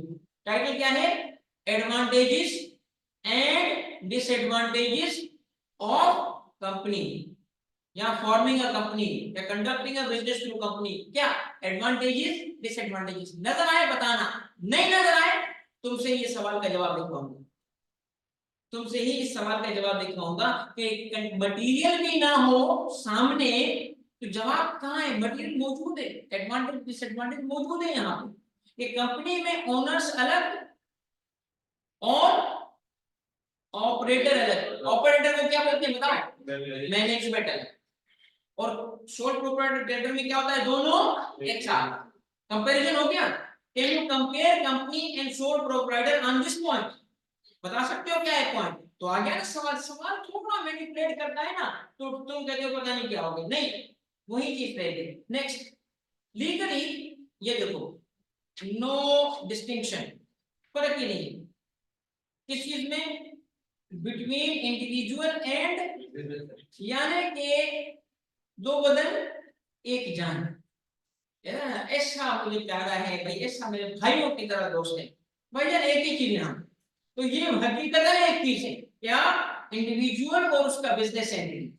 वो बिजनेस एंटिटी सेपरेट पर्सन नहीं बनाया गया, the law sees the business and individual is one and the same thing. कहां, किस केस में, तो ये कंपनी के लिए भी तो बात बता गया ना, क्या बताया कंपनी के लिए, इसी पॉइंट पे अगर कंपेयर कर रहा है तो इसका मतलब ये कंपनी में मौजूद, सोचो नहीं है। अभी तो पढ़ा था पहला पॉइंट क्या था कि शेयर होल्डर अलग, मेंबर्स अलग, कंपनी अलग, यहां ऐसा नहीं है। अच्छा, in other words the law does not recognise, यानी accounting recognises business but law does not recognise. Accounting किससे रिकॉग्नाइज करती है बताओ, कैपिटल जाता है आता है, ड्राइंग्स होती हैं, अकाउंट्स अलग बनते हैं, सेपरेट लीगल एंटिटी का कॉन्सेप्ट सुनना जब हम अकाउंट्स में एक सोल प्रोप्राइटर के भी अकाउंट्स या बिजनेस को अलग मानते हैं, अलग एंटिटी मान के ही अकाउंट्स बनाते हैं, उसके जाती घर के खर्चे नहीं होते। तो घर से बीवी बोले बच्चे का दूध तो लेके आना, वो भी बुक कर दे, अच्छा बच्चे का दूध लिखो भाई बुक्स में, वो नहीं लिख सकते। अच्छा करते हैं ये अलग बात है, बच्चे के दूध के एक्सपेंस भी बिजनेस से माइनस होते हैं टैक्स पर्पसेस के लिए। तो पॉइंट मेरा क्या है कि जब हम कहते हैं ना कि हम लॉ पढ़ रहे हैं, तो इन अदर वर्ड्स का मतलब क्या है, लॉ के पॉइंट ऑफ व्यू से देखो, अकाउंटिंग के पॉइंट ऑफ व्यू से नहीं। तो इसका मतलब लॉ उस बिजनेस को देख ही नहीं रहा, किसे देख रहा है, बंदे को। उस बिजनेस की सारी ऑब्लिगेशन किसकी किसकी ऑब्लिगेशन बनेगी, उस बंदे की। उस बिजनेस के सारे एसेट किसके बनेंगे, उस बंदे के। यानी सारे एडवांटेज भी बंदे के, डिसएडवांटेज भी बंदे के, सारी चीजें उसकी। वो बिजनेस अलग एग्जिस्ट ही नहीं कर रहा। इसका मतलब ये नहीं है कि उस एक्टिविटी को लॉ नहीं मानता, एंटिटी को नहीं मानता, ठीक है, एंड रिकॉग्नाइजेस ओनली इंडिविजुअल। फिर क्या है, this means that individual is क्या, अब इसका नतीजा निकल है, क्या बन गया, इस वजह से, अभी नतीजा निकल रहे हैं, इस वजह से कि चूंकि वो बंदा और उसका बिजनेस अलग अलग नहीं है, एक ही चीज है। तो नतीजा क्या निकला, नतीजा ये निकला कि वो पर्सनली लायबल बन चुका है फॉर क्या, एनी डेट्स जो कि इनकर्ड है हमारे business, and also personally liable for any legal breaches. अब आपकी फैक्ट्री से धुआं निकला, कोई केमिकल एमिट हुआ, रेडिएशन निकली, 4 कुत्ते मर गए, ठीक है, एक बंदे ने केस फाइल कर दिया आपने, आप क्या कह सकते हो, यार मेरा कसूर थोड़ी है, वो तो फैक्ट्री का है। अच्छा जी, मैं थोड़ी था, वो मजदूर को पकड़ो, मजदूर को, you are responsible because it's you, तुम हो। आपको पता है एक लॉयर था, पार्किंग में बड़ा झगड़ा होता था उसका खातून से कोई किसी का झगड़ा, सॉरी बच्चा, ठीक है, अजली झगड़ा होता है। अब हुआ क्या, वो मैं भी कुछ को जानता हूँ ना, मैंने एक दफा देखा हूँ सोशल मीडिया पे कि अरे ये क्या किया इसने, कॉल की मैंने, तूने क्या किया है, अब पता है उसने क्या किया था बंदे ने। अच्छा, केस एक रिपोर्ट हुआ अरब न्यूज में, मिडिल ईस्ट के अखबार में अरब न्यूज, एक बड़ा मशहूर हो गया कि पाकिस्तान में एक केस हाई कोर्ट में एडमिट हुआ है कि एक बंदी ने बिल्ली मार दी, और गाड़ी से बिल्ली मार दी, तो एक शख्स वहां खड़ा था, उसने देखा अच्छा बिल्ली पे गाड़ी चला दी, उसने उस पे अगले दिन केस फाइल किया और कोर्ट ने उस केस को एक्सेप्ट किया था, हेयरिंग लगा दी। अब उसकी पेशी होगी खातून की कि तुमने बिल्ली क्यों मारी, तुम्हें ड्राइविंग करना नहीं आती या क्या है। तो मैंने कहा यार बड़ा जबरदस्त, कितना देखो इसका कितना कमाल का इंसान है ये, मतलब देखना चाहिए ना। उस वकील का मैंने नाम पढ़ा, मैं उसको जानता था, मैं अच्छा पूछ, हाँ भाई असल कहानी बता सर, वो देखे वो बिल्ली पे उसने सर जुल्म कर दिया। मैंने कहा छोड़ रियल बात बता, ये छोड़, ये बातें मुझे सारा पता है। कहता सर पार्किंग के रोज झगड़ती थी, पहली दफा मुझे चांस दे दिया। अब देखे अच्छा, रोज झगड़ती थी पार्किंग पे, गाड़ी खड़ी करती थी, पार्किंग पे झगड़ा था। मैंने कहा दे वीकनेस दे दी, ये देखे कोर्ट में केस हो गया है, अब धक्के तो खाएगी ना, आएगी ना कोर्ट तो। अब देखिए ये पाकिस्तान का लॉ, ठीक है। तो बेटा लायबल की जब हम बात करते हैं ना लीगल, तो लीगल ब्रीच का मतलब क्या है, अगर फैक्ट्री से धुआं निकला, who is responsible, who is responsible, the owner is responsible, ठीक है। तो ये पॉइंट्स जो मैंने आपको कवर करवाए हैं, जरा क्विकली गो थ्रू करो। पहला पॉइंट क्या था, ओन्स एंड ऑपरेट्स, और डिस्टिंक्शन नहीं है, यही से एमसीक्यू बनेंगे, ये मैं तुम्हारी तैयारी करवा रहा हूं बेटा। फिर क्या है दूसरा, कि लॉ के हिसाब से बिजनेस को रिकॉग्निशन नहीं है, किसे रिकॉग्निशन है, किसे पहचानता है, किसे को मानता है, लायबिलिटी किसकी, कौन कौन सी लायबिलिटी, एक तो डेट्स की लायबिलिटी और लोन्स वगैरह की, और दूसरा लीगल ब्रीचेस की जिम्मेदारी। लीगल ब्रीचेस लॉ की वायलेशन होगी, आप जिम्मेदार हो। समझ आ गया भाई, क्लियर। अब इसके अगर कोई सवाल एमसीक्यू बनाओ तो कर लोगे, चले आप देखते हैं, एंड में कराऊंगा, ऐसे थोड़ी कल थोड़ी है, टाइम है हमारे पास, देखेंगे कि कितना आता है आपको। भाई सेकंड टाइप का बिजनेस है पार्टनरशिप, ऑलरेडी तुम लोगों को पता है, इस वजह से थोड़ा मैं इसको पास करूंगा, क्योंकि इसमें कोई इतनी कोई रॉकेट साइंस है नहीं, मगर चूंकि सवाल बन सकता है और सवाल बनता है। मैं आपको बताऊं सिर्फ इस चीज पे, एक सब्जेक्ट है जो यूनिवर्सिटी ऑफ लंदन एक एक्सटर्नल प्रोग्राम कराता है, एक्सटर्नल प्रोग्राम एलएलबी का, पाकिस्तान में बड़ा मशहूर हो रहा है, लोग यहाँ से बैठ के यूनिवर्सिटी ऑफ लंदन का एलएलबी कर रहे हैं, और उसकी इसलिए भी जरा पजीराई हुई है क्योंकि वो यहाँ से बैठ के आप बैरिस्टर बन सकते हैं, पहले तो यूके जाना पड़ता था। तो वन ऑफ द सब्जेक्ट उसमें है कंपनी लॉ, उसमें अगर आप ग्रेजुएशन करके जाते हो तो आपको 9 पेपर होते हैं, अगर आप इंटरमीडिएट या A-level करके जाते हो तो फिर आपको 12 पेपर देने पड़ते हैं। One subject is company law, और हमेशा उसका पहला सवाल इसी पे होता है, इसी चीज पे होता है, फॉर्म्स को कंपेयर कराता है। और मैं आपको एक काम और करने वाला हूँ, जो भी मैं रिवील नहीं करा, मुझे सवाल बताने दो कि मैं कैसे तुम्हें लिखने पे मजबूर करूँ। लिखो तो सही, लिखोगे, हालांकि सिंपल बातें हैं, याद भी हो गई, समझ भी आ गई, कुछ नोट भी किया, लिख के देखो तो पता चलेगा कुछ नहीं लिखने आ रहा। तो जब अभी नहीं लिखना आ रहा तो आईकेएस के पेपर में कहा जो कोई कौन लिख के आएगा, वहां कौन आएगा। तो वो ये जहन में रखें, इस पेपर के लिए लिखना पड़ेगा आपको असाइनमेंट्स को। चलिए, पार्टनरशिप इसका है, again a form of business जिसमें ग्रुप ऑफ इंडिविजुअल्स है। ग्रुप ऑफ इंडिविजुअल तो कंपनी में भी है, कंपनी में तो ग्रुप ऑफ इंडिविजुअल है, ठीक है।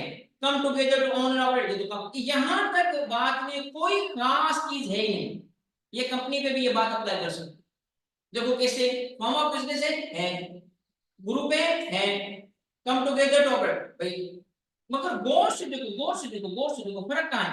फर्क है कंपनी का यहाँ, यहाँ कि कंपनी में ये नहीं होता भाई, ये नहीं होता, यहाँ फर्क है। This is where the group of persons मिलके क्या कर रहे हैं, ओन भी खुद कर रहे हैं, और ये है partnership. This is where it's different from company, this is where it's different from company, कि ओन भी खुद करेंगे। एक तो ये फर्क आ गया, पहला फर्क आ गया ये। और 10 पार्टनरशिप क्या है, हु ओन्स एंड रन, तो अपना बिजनेस खुद चला रहा है। सेम लोग होते हैं जो बिजनेस चला रहे हैं, इसमें जरूरी नहीं है कि सारे पार्टनर एक्टिव हो, सारे पार्टनर, मगर अगर एक्टिव होना चाहे तो कानून उसको मना नहीं करता। मगर एक शेयर होल्डर कहे कि मैं सीईओ की चेयर पे बैठूंगा, चूंकि मेरे पास इस कंपनी के 10% शेयर है, मैं मालिक हूं, जाके सीईओ को कहे चल निकल चाय पिला, कर सकता है? क्यों नहीं कर सकता? मैं बिजनेस चलाऊंगा, तुझे नहीं चलाना आता। वो कहेगा रुक, बोर्ड के पास जा, एजीएम होगा, बोर्ड होगा, वो मुझे हटाए, मैं हट जाऊंगा, तू आके सीईओ बन, अलग बात है। ऐसे ओनर नहीं है। मगर पार्टनर्स में अगर ऐसा हो कि एक पार्टनर सही बिजनेस नहीं चला रहा, मैं दूसरा आके चलाऊंगा, उसको कोई रोक नहीं सकता, क्योंकि ऑल ऑफ देम जॉइंटली इस एग्रीमेंट को कर रहे होते हैं। Each partner usually contributes capital, सीधी सी बात है। अब वो मनी एसेट्स वगैरह कंट्रीब्यूट करते हैं इसमें, ये इसका फीचर है। किसका फीचर है? पार्टनरशिप का फीचर है। और similar to sole trader, partnership is again not a person, not a person. फर्क क्या रहा फिर इसका और सोल ट्रेडर का? हाँ, यहाँ अब तक कोई फर्क नहीं था, सिर्फ फर्क ये था कि वहां अकेला बंदा है, यहाँ दो से ज्यादा, दो या दो से ज्यादा। बाकी तो वही बात थी जो उसकी थी, वो भी खुद बिजनेस चलाता है, ये भी खुद बिजनेस चलाते हैं, वो भी बिजनेस ओन करता है, ये भी बिजनेस ओन करते हैं। यहाँ फर्क क्या है? सिर्फ एक से ज्यादा है। The loss is each partner individually or and jointly। अब इसका मतलब सुनना, आप अगर पार्टनर हो तो इंडिविजुअली और ज्वाइंटली लायबल बन गए। उसका मतलब पता है क्या है? सुने, इसको इंडिविजुअली को सेवरली भी कहते हैं, सेवरली भी कहा जाता है। अब देखिए, सपोज करें कि हमारी एक पार्टनरशिप है, और उस पार्टनरशिप को सपोज करें कि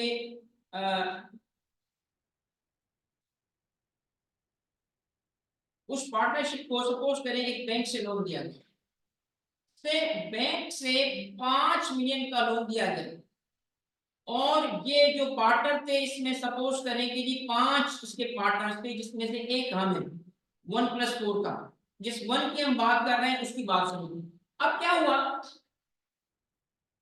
बैंकरप्सी हो गई, पार्टनरशिप चली गई बाइंडिंग अप इसमें लिक्विडेशन में, 4 पार्टनर गायब हो गए, गायब हो गए, बिल तुम्हें पे करना है। दोस्त गायब आ रहे हो यार, तेरा वॉशिंग गायब, इंतजार कर करके। अच्छा, अब मुझे बताओ, टोटल 5 मिलियन है, 5 पार्टनर हैं, ये जो हमारा ए है जिसको हम स्टडी कर रहे हैं 1 को, इस पे केस फाइल हो गया। बैंक ने सीधा इसी पे अकेले पे केस ठोक दिया, इस अकेले कि इससे मुझे 5 मिलियन निकाल दे। किससे? ए से, 1 पार्टनर से। अब वो कोर्ट चला गया, कहता जी मैं जिम्मेदार हूं, मगर मैं जिम्मेदार हूं 5 डिवाइडेड बाय 5 का, 5 डिवाइडेड बाय 5, तो मैं जिम्मेदार हूं सिर्फ कितने का, 1 मिलियन का, वो मुझसे ले लो।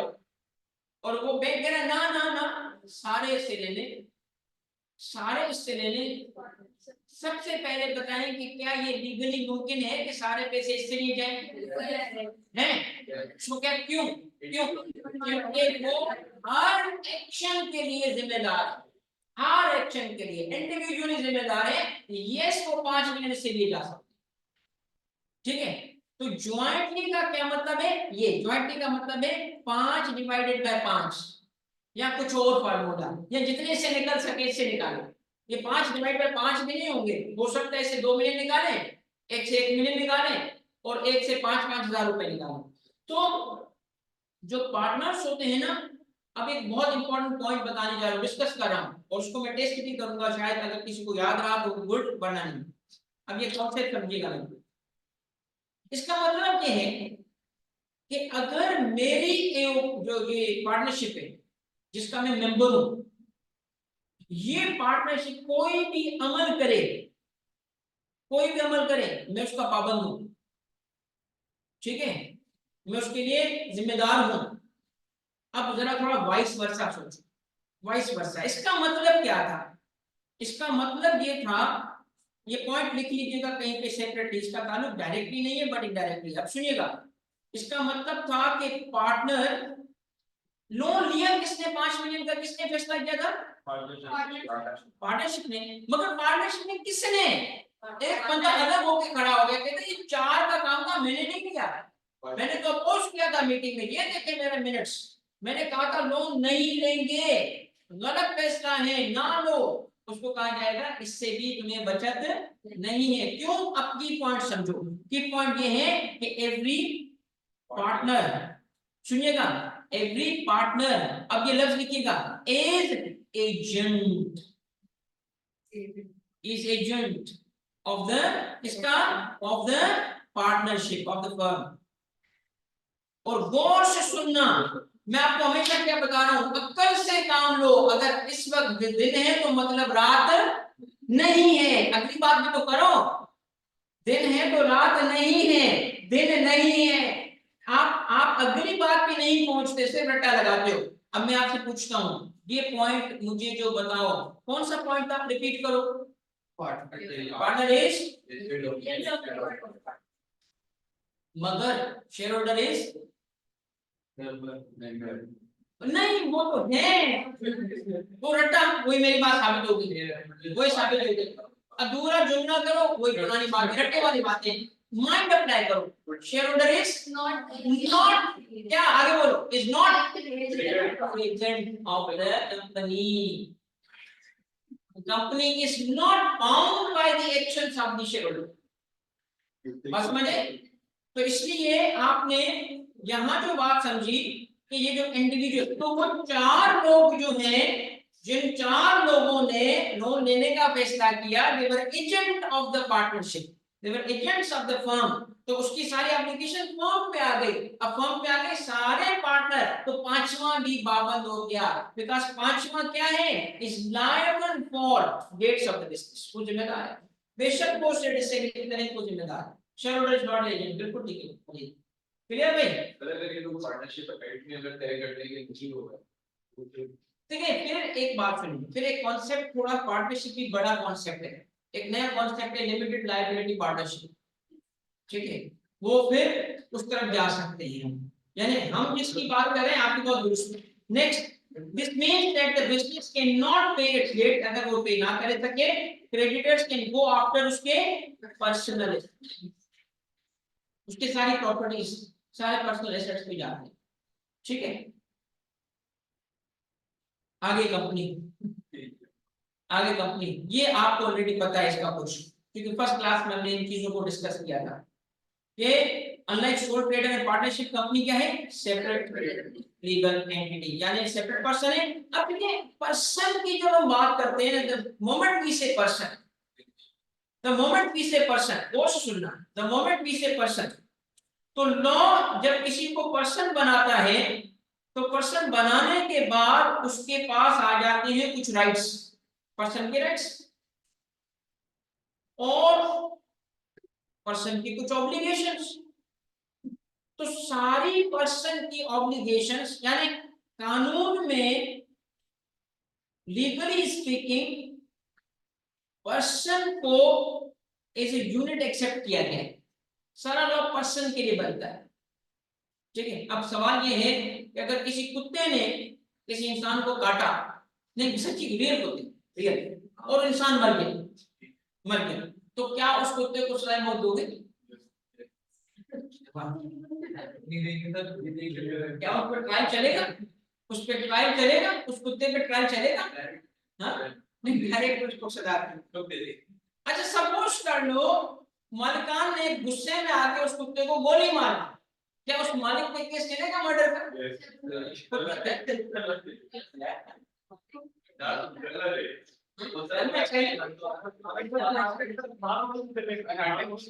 क्या होगा?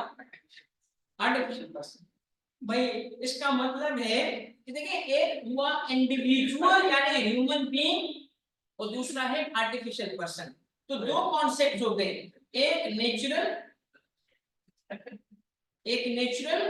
और एक artificial juridical person, artificial juridical या लीगल पर्सन। तो लॉ ने जिस भी एंटिटी को, यूनिट को पर्सन बनाया, उस पे सारे कवानीन अप्लाई हो जाएंगी जो पर्सन के लिए थे। इसका मतलब फिर नेचुरल पर्सन और आर्टिफिशियल पर्सन का फर्क खत्म हो जाता है। बेशक लॉ ने उसको पर्सन बनाया है, मगर और पर्पसेस के लिए वो आर्टिफिशियल पर्सन नेचुरल पर्सन वाले राइट्स रखता है, अनलेस कि वो उसके लिए मुमकिन ना हो। मसलन कंपनी को जेल में डालना, ये मुमकिन नहीं है। हम उसके स्टैम्प को जेल में डाल सकते हैं, उसके लोगों को जेल में डाल सकते हैं, मगर पर्सन को नहीं डाल सकते, ठीक है। तो क्या हुआ, separate person different from its, वो आपको डॉक्टर ने पहले बताया। दिस मींस डिजिटल पर्सन हमने यही पढ़ा था टैक्स के अंदर, एओपी देखिए वो टैक्स पर्पस अलग है, कंपनी लॉ अलग है, क्योंकि टैक्स में टैक्स कलेक्ट करने के लिए पर्सन बनाए गए हैं। यहाँ पे आर्टिफिशियल पर्सन की मिसाल कंपनी खुद है। कंपनी इज आर्टिफिशियल पर्सन, ठीक है। कंपनी जैसे आपने बताया सूट वगैरह इंडिया उसको भी लॉ में डाल देते हैं इसको, हाँ वो टैक्स पर्पस, टैक्स यहाँ नहीं। Non recognized company as entity जो कि सेपरेट है फ्रॉम दी इंडिविजुअल्स, और ये बात पहले ही सारे पॉइंट्स इसके कवर हो गए हैं कि इसको कॉर्पोरेट पर्सनालिटी है, means the company has legal rights and obligations, और जिसके मुताबिक क्या होगा, सिर्फ ये नहीं, इसके अलावा नहीं कि वो कॉन्ट्रैक्ट कर सकते हैं, सू कर सकते हैं, री सूट ऑन प्रॉपर्टी, ये ऐसे ऐसे हर वो काम जो पर्सन के लिए है वो कर सकते हैं, अनलेस के नाम उसके लिए, अनलेस कि वो मुमकिन ना हो, सारे उसके पास राइट्स हासिल हो जाते हैं, ठीक है। शेयर होल्डर्स कंपनी के एजेंट को भी होता है, प्रेसिडेंट वगैरह को नो क्या आर्टिफिशियल पर्सन बेटा कहा जाता है। आर्टिफिशियल का मतलब है क्रिएशन ऑफ लॉ। हकीकत में when we say person we are talking about human being. आमतौर पे हम कहते हैं ना पर्सन्स कितने हैं भाई, कितने आदमी थे सरदार, तो उसने क्या गिने, कंपनियां तो नहीं गिनी थी ना, 2% गिने, ओके नहीं देखी तुम तो यार, तुमने क्या किया अपनी जिंदगी में, कुछ भी नहीं किया, गरीब को भी नहीं देखी तुमने, ठीक है।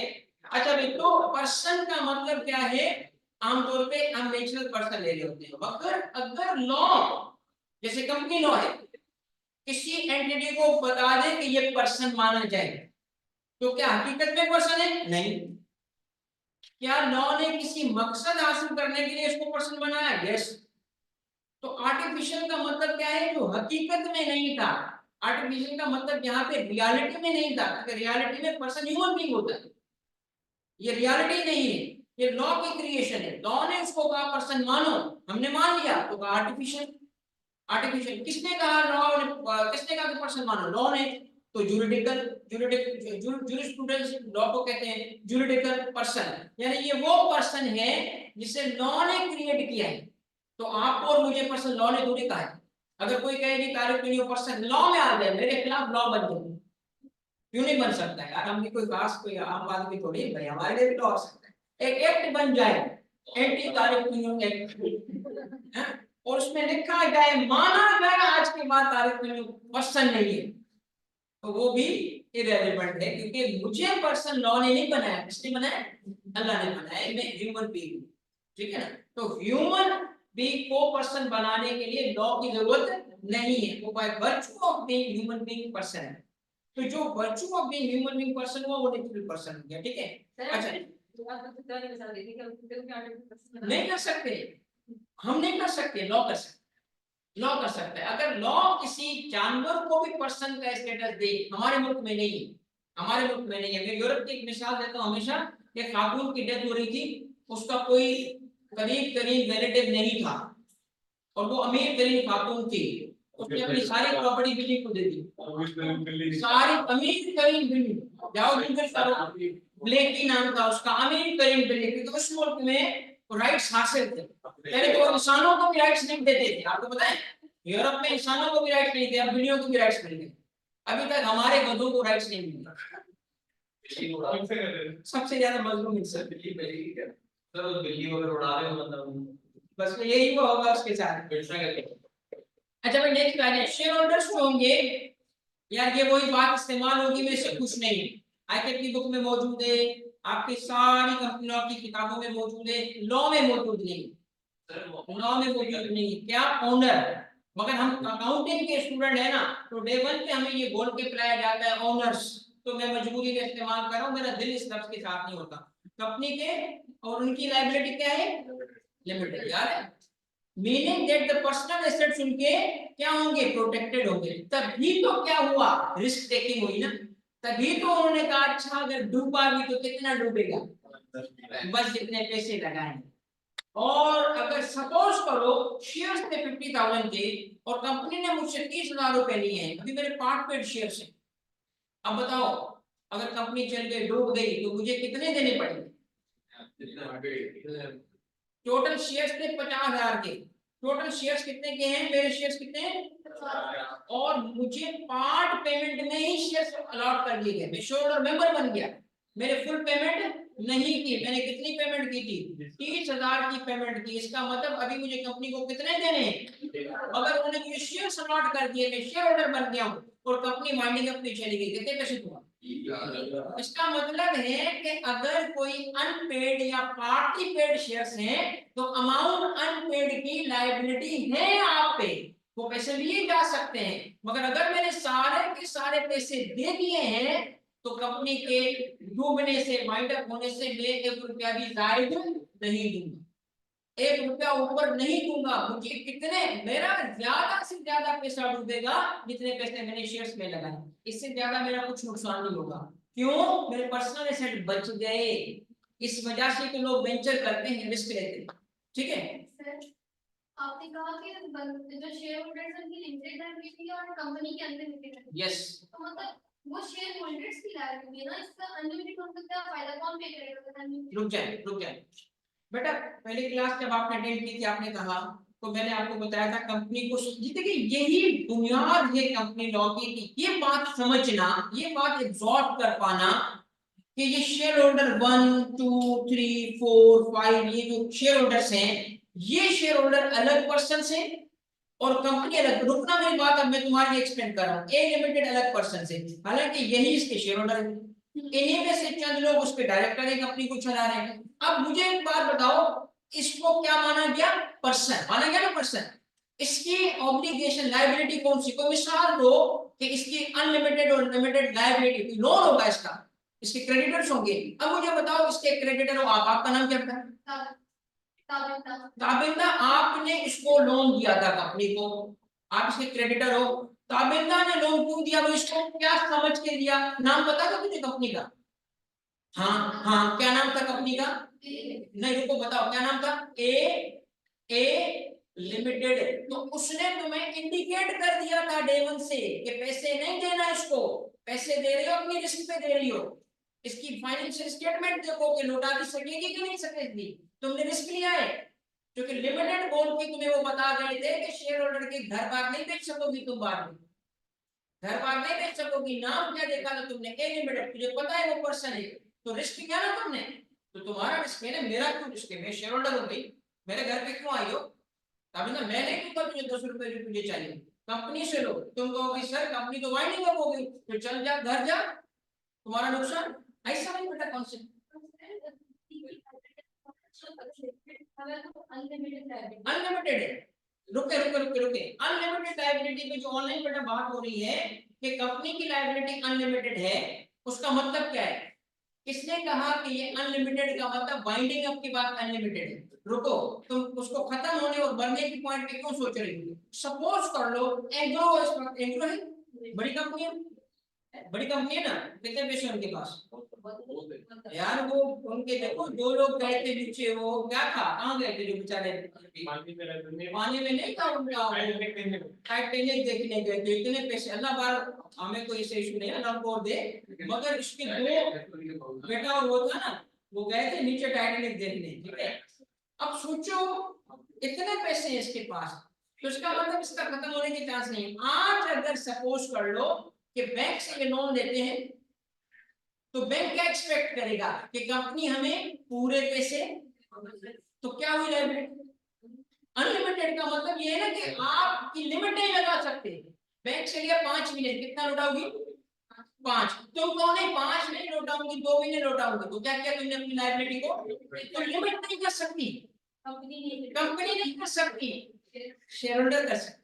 शेयर होल्डर है, शेयर होल्डर की लिमिट क्या है बताओ? कितनी है? जितना उसने इन्वेस्ट नहीं किया। रुको, आप एक बात समझो, दो फर्क कीजिएगा, सारे बच्चे तवज्जो सुनिए। अगर मैंने इन्वेस्ट किया 50,000, मेरी लायबिलिटी जीरो है। मेरी लायबिलिटी, लायबिलिटी मतलब समझो कितने दूंगा? जीरो दे चुका ना, मेरी लायबिलिटी जीरो है, मगर डूबेंगे 50,000, डूबेंगे 50,000, मगर लायबिलिटी कानूनी, मेरे दरवाजे को कोई नॉक नॉक करके कुछ नहीं लेगा।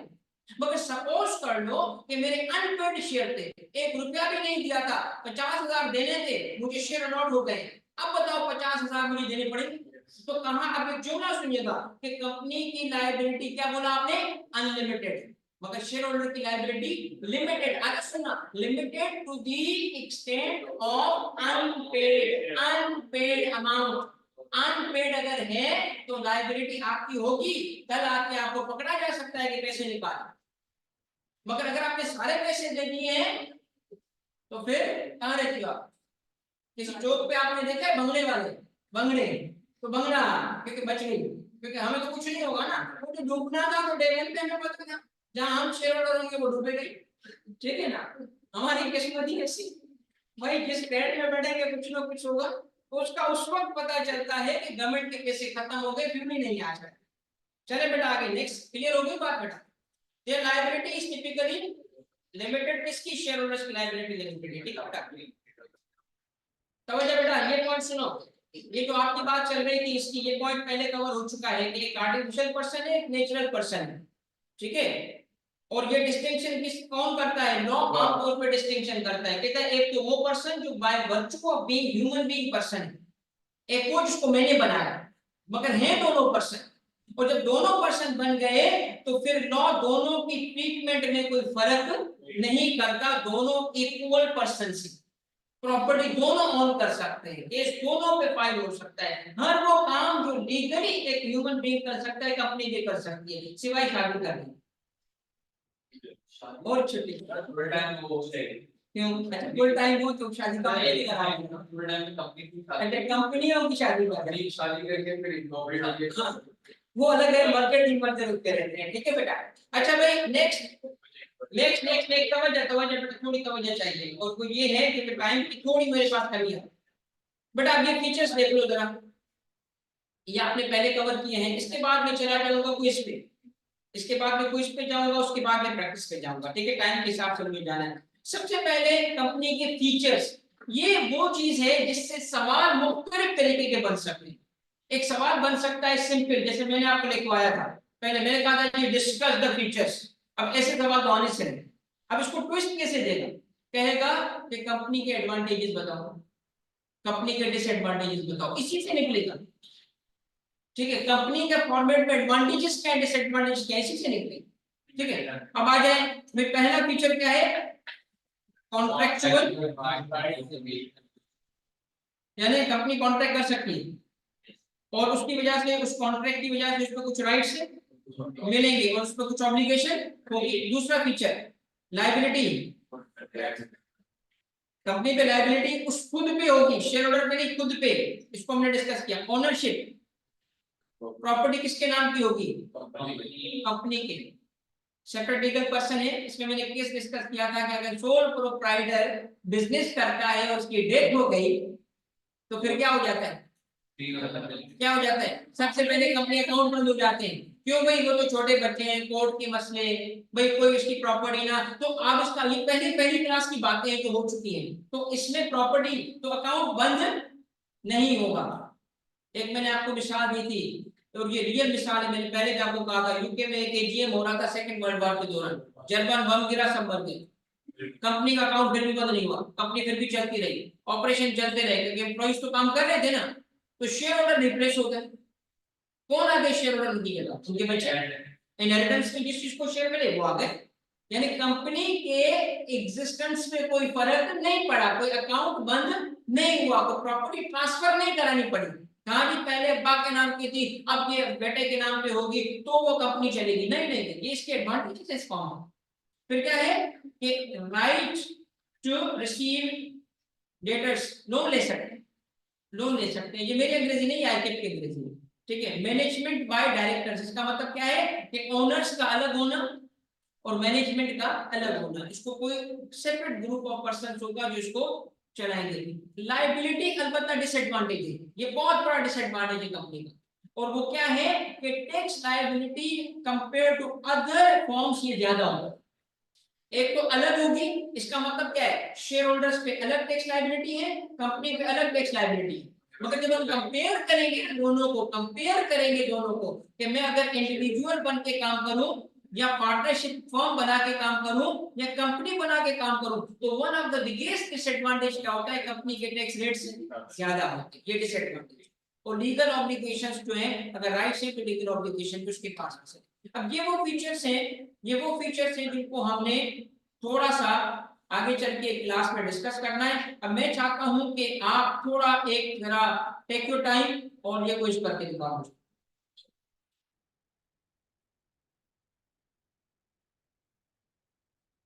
ये आपने कुछ, आपका वर्बल कुछ है, ये आप मुझे करके दिखाएंगे, बताते जाएंगे। कुछ इजी है, शुरुआत में मैंने कहा डराओ भी नहीं बच्चों को, थोड़ा थोड़ा आज ही करो। तो कुछ एक आध होगा, टिपिकल सवाल होगा, मगर नॉर्मल। ये देख पहले शुरू हो गया मैंने नाम पढ़ा, पता कहां से पढ़ा वलीद? मैं तो अभी स्टार्ट किया। चलो ये बताओ ये क्या है?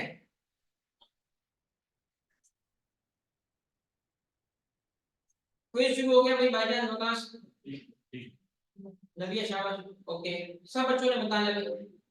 अच्छा भाई, ये सवाल क्या है? Legal concept that a company is a distinct entity separate from its owner, shareholder, members, stock refer to is क्या?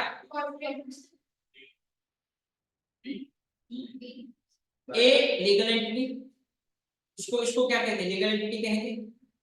Dual legal entity, dual legal. और कॉर्पोरेशन सोल, ये क्या है? ये भी लीगल टर्म में आएगा किसी वक्त। Corporation sole is a term, नहीं सुना कभी आपने? अच्छा, कॉर्पोरेट पर्सनालिटी। यार ये स्लाइड में सीधा सीधा कॉर्पोरेट पर्सनालिटी, मैंने उसको इंडिकेशन भी किया था सीधा सीधा, ठीक है। नेक्स्ट बेटा, इसमें कोई डिस्कस करना है? सर कॉर्पोरेट पर्सनालिटी को लीगल एंटिटी करते हैं। देखिए लीगल एंटिटी जो लफ्ज इस्तेमाल किया है, सेपरेट लीगल एंटिटी नहीं लिखा। तो करेक्ट तो है, पार्शियली करेक्ट है, ज्यादा एक्यूरेट पीरियड का होगा, करीब करीब जो होगा, ज्यादा करीब करीब डी होगा। मैं ए को एब्सोल्युटली इनकरेक्ट नहीं मानता, मगर ए ही इन अ वे करेक्ट था, बट नो, ज्यादा एक्यूरेट क्या होगा उस पे जाएंगे। ठीक है, क्लियर हो गया बेटा? D is correct. आ जाओ पढ़ो इसको।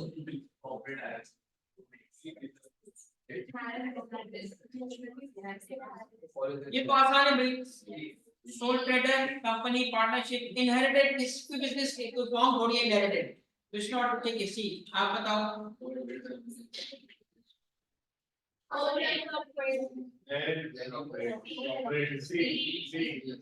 पक्की बात है, कौन से सेल नहीं है। ओके सी लॉक कर दें, कंप्यूटर जी सी लॉक कर दो। ओके सी लॉक, ओके भाई नेक्स्ट बताओ।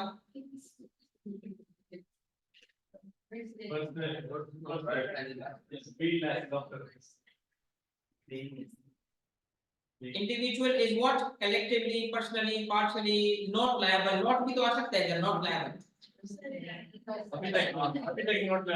नॉट कैसे होगा यार, फिर कौन है? अगर वो अपने बिजनेस का नहीं है तो फिर कौन है भाई? पर्सनली लायबल, ये बताओ।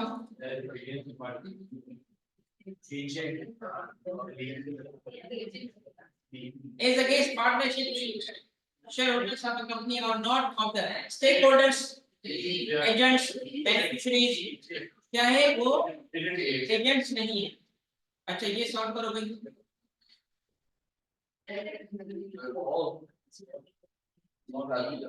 क्या है? As a legal person, company may enter into contracts with individual, true or false? क्यों false? किसी से भी कर सकते हैं, अदर कंपनी से भी तो कर सकते हैं, सिर्फ इंडिविजुअल नहीं है। ये क्या बेटा? If a limited liability can interest date, the company itself is क्या? कंपनी is क्या? fully liable। बस थोड़ा सा मुझे टाइम लगेगा बेटा, एक 2 मिनट लगेगा, 2 मिनट। कंपनी is क्या? Managed by its directors who should be क्या?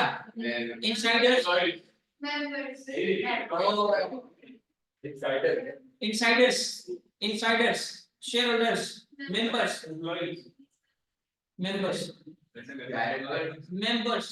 क्योंकि डायरेक्टर मैंने बताया था कि मेंबर्स होते हैं और जरूरी नहीं है। रुक जाए, बिल्कुल सही है, मगर बात ये है कि शेयर होल्डर थोड़ी बोलेंगे उसको। फिर शेयर होल्डर इन दोनों में करीब ज्यादा एक्यूरेसी कहाँ होगी? वो मेंबर है। शेयर होल्डर का मतलब क्या है? उस अपने नाम पे तो रजिस्टर करवाए ना पहले शेयर, अपने नाम पे तो लाए, पूरा मेंबर तो बने।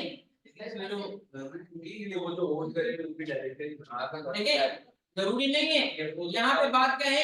मैनेज करना, मैनेजर्स, या आप आगे चल के डिस्कस करोगे कि विद फ्यू एक्सेप्शंस मैनेजर्स जो होते हैं वो भी किसी, चाहे एक शेयर ही उनके नाम पे क्यों ना, एक शेयर ही क्यों ना उनके नाम पे। टिपिकली क्या होता है आपको पता नहीं होता, कंपनी का सीईओ एक शेयर होल्डर होता है, उसको नॉमिनल शेयर देके वो मेंबर बनाया जाता है ताकि वो बोर्ड मेंबर बन सके।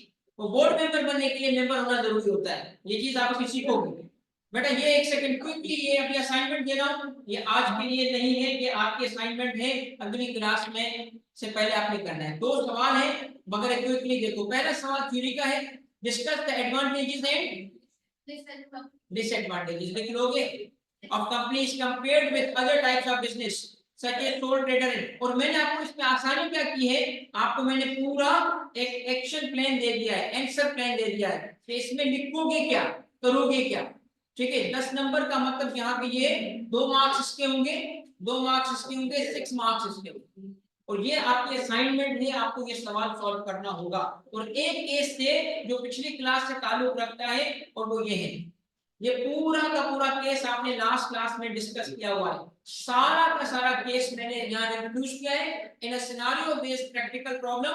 और यहाँ पे 5 मार्क्स रखे, examine the rights of S and other creditors who will, तो इस पे 2 मार्क्स है, इस पे 2 मार्क्स है, एंड हु विल विन पे 1 मार्क, तो टोटल 5 मार्क्स है। ये 2 असाइनमेंट से जो आपको करनी होगी। ठीक है, और सवाल है कि पूछे, वरना आई थिंक क्लास का टाइम कंप्लीट करनी है। ठीक है, आप लोगों ने फर्स्ट क्लास देख लिया बेटा, और ग्रुप पे आप हैं, व्हाट्सएप ग्रुप पे हैं सारे? कौन सी ग्रुप पे? दूसरी क्लास है, 3 में तुम्हारा 3 महीने में हो जाएगा, इतना छोटा कोर्स। ठीक है, चलो ये भी शेयर कर दूंगा ग्रुप पे। आपके पास नंबर है? सबके पास नंबर है? उसी में और उससे कहें इसको पेड करना है मत मुझे। ऐसा में ऑनलाइन कोई सवाल बड़ा क्लियर हो गई चीजें, तो आपने ना करना क्या है, इन 2 सवालों को प्रॉपर एक जवाब देना। पहले दिन जो असाइनमेंट थी बेटा, उसमें आपको बिजी रखने के लिए थी। अब आपके होम असाइनमेंट क्या है, ये 2 सवाल, इन दोनों पे प्रॉपर फॉर्मेटेड जवाब होने चाहिए। And I was happy to see कि कुछ बच्चों ने इवन जो पहली असाइनमेंट मैंने दी थी उसको सॉल्व किया है। ठीक है, इट वाज वेरी गुड कि उन्होंने अटेंड किया। वलीद मेंबर में बेटा क्या सवाल है आपको?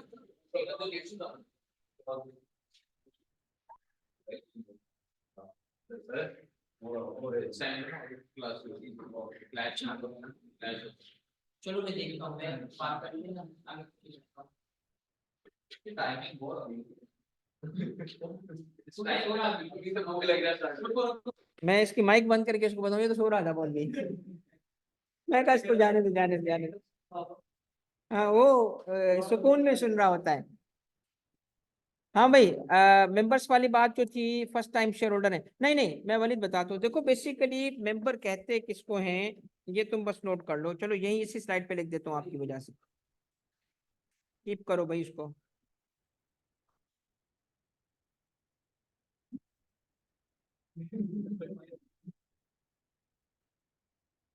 वलीद ये देखना बेटा, मेंबर का मतलब क्या होता है, ये जरा एक बस आ जाए, स्लाइड खुल जाए तो मैं आपको बताता हूँ। मेंबर का मतलब ये है कि ये देखो कंपनी है ना, अब देखना जरा बेटा दो तीन चीजें वलीद आपके लिए। ये कंपनी के जो शेयर होल्डर होते हैं, कंपनी के शेयर होल्डर, सबसे पहले कंपनी के पास एक बुक होगी, एक रजिस्टर होगी, ठीक है, जिसमें वो क्या लिखते हैं, कंपनी के पास मेंटेन होती है। क्यों, सुनना मेरी बात, बोलिए जब ये डिविडेंड देते हैं, कंपनी जब डिविडेंड देगी तो किससे देगी, कंपनी के डिविडेंड के लिए बुक क्लोजर होता है, बुक क्लोजर। बुक में चेंजेस आ रही होती हैं। बुक का मतलब क्या है कि एक लिस्ट है कंपनी के पास, तो कंपनी के शेयर होल्डर जो अपनी बुक में लिखे होंगे, अब उसकी एक लिस्ट है उनके पास, उनके शेयर्स उसके पास रजिस्टर्ड है कंपनी के पास। सपोज कर लो कि ये 8 शेयर होल्डर्स हैं और ये चौथे नंबर पे आपका नाम है वलीद, ठीक है। अब कंपनी के हिसाब से आप कंपनी के शेयर होल्डर हो, इन अदर वर्ड्स कंपनी की बुक में आप मौजूद हो, तो आप कंपनी के क्या कहलाएंगे, मेंबर कहलाएंगे, ठीक है। अच्छा, अब नंबर 6 पे था अली। अली से शेयर्स परचेज कर लिए हैं तारिक तुनियो ने, ठीक है, मगर भाई तारिक तुनियो टीचिंग में बिजी है, तारिक तुनियो को टाइम नहीं मिला कि अली का नाम रिप्लेस करा के और कंपनी को इन्फॉर्म करे कि जी अब आप बुक में अली की जगह मेरा नाम लिख दो। तो तारिक शेयर होल्डर तो कहलाएगा मगर मेंबर नहीं कहलाएगा। वो शेयर होल्डर तो है, मेंबर नहीं है। क्यों भाई, इसका मतलब क्या है, मेंबर उस शेयर होल्डर को कहते हैं जो कंपनी के जिसका नाम बुक में हो। अब समझ आ गया तुम्हें, बोलिए समझ आ गई बात।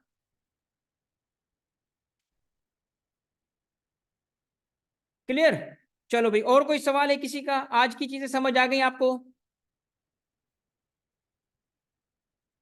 नबिया बातें समझ आ गई, मनाहिल, नबिया, अब्बास, वलीद, सारे बच्चे बेटा समझ आ गया आपको, कोई सवाल है। चलो अब आपने बेटा ये दोस्त जो है ना अटेम्प्ट जरूर करने, इसको समझो और ट्राई करो, लिखो पेपर पे। जब आप पेपर पे लिखोगे ना तो आपको एहसास होगा। चीजें मैंने आपको स्लाइड पे दे दी हैं, ये पूरी स्लाइड शेयर हो जाएगी आपके साथ। अच्छा, इसके अंदर इवन कुछ नेक्स्ट क्लास में कवर होने वाली बातें हैं, वो भी आपके साथ शेयर हो जाएंगी, वो भी अगर कोई देखना चाहेगा ना तो देख सकता है, ठीक है। तो सारी चीजें हमने डिस्कस की हैं, सबको हमने एक एक पॉइंट को, एक एक जो वर्ड को डिस्कस किया। अब आपको इसको गो थ्रू करना चाहिए, ठीक है। गो थ्रू करने के बाद आप इसको जरा लिखने की कोशिश करो कि देखो आप किस हद तक लिख पाते हो, और आपके जो जवाबात होंगे फिर over a period of time improve होंगे, ठीक है। हमने यहाँ तक कवर किया था, अगर कोई इससे आगे भी जाना चाहेगा ना तो देख ले, ये नेक्स्ट पॉइंट्स जो है ना इसी से लिंक्ड है, इसी इसी टॉपिक से लिंक है जो हमारी अगली क्लास में कवर होंगे, ठीक है। अगर कोई आगे देखना चाहता है तो इसमें कोई हर्ज, कोई बुराई नहीं है। ठीक हो गया बेटा, चलो भाई, जज़ाकल्लाह, अल्लाह हाफिज बेटा।